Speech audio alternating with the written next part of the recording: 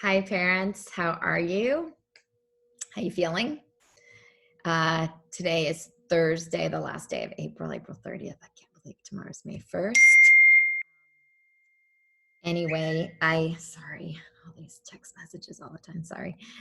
Anyway, today I continued with a short story, and I talked to your readers about a strategy on paying very close attention to um, the character's actions. One of the big things I told your readers, which I think is an important thing to think about in reading, I've been teaching reading and really thinking about comprehension work and thinking work now for 20 years.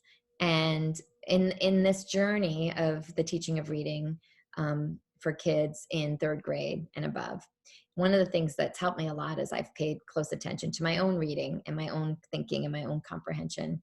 And you know, one of my mentors, Lucy Calkins, has always said you read with like wide awakeness, and even as adults, we can gloss over stuff. And so it's so important, I think, and I shared with your readers today, and I think you can help so much as parents, is to really talk to kids about important moments in their books, what makes them important, why do you have to pay attention to them, and then what might the character be feeling in those moments of these really important books, in these really important moments around that.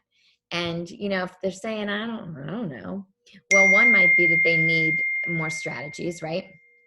But the other thing could be that they are, kind of not really staying wide awake and paying close attention as they read. So, to help them, and one of the big things could be that they're on chapter 4 and they didn't pay attention in chapter 1.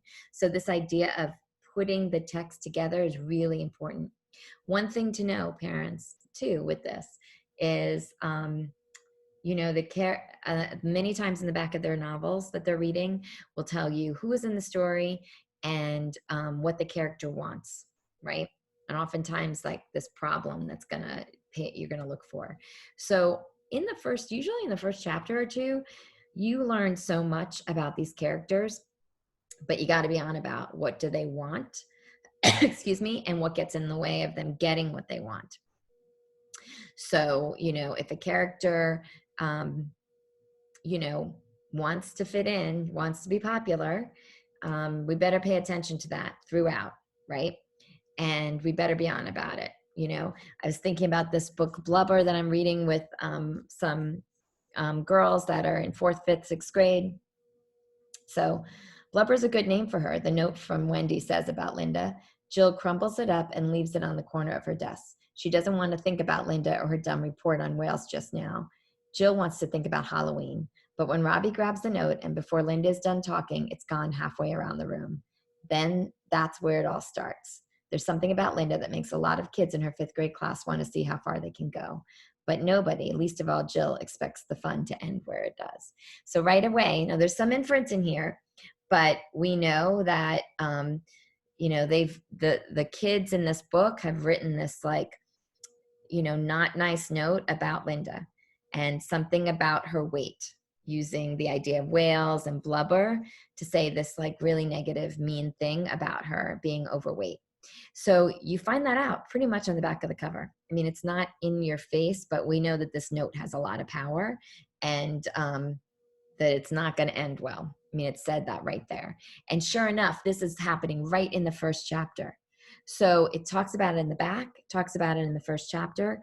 So one thing I would say to you, parents, is get your kids to really think about like what is,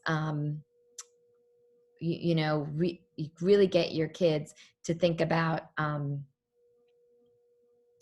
what do they learn in the very first chapter of a book. Really, really important. What does the character want, and what could the problem be? Okay, parents, thanks so much for everything you're doing. I'm going to take a little 2-week hiatus. I may be back. I may be writing a book. I don't know. I will say to you, parents, so as I say goodbye, I'm doing this fabulous club with girls a small group of girls that I'm just loving, and I would love to do that for any of your kids. So if you're interested at all, you know, reach out to me on YouTube, or email me, Christy, CHRISTY .J.CURRAN @gmail.com. I would love to talk to you further about how I could really help support and engage and excite your readers, boys or girls, whoever, in some book club work. Yeah. Anyway, parents, thanks for everything you do. Thanks for tuning in. Take care.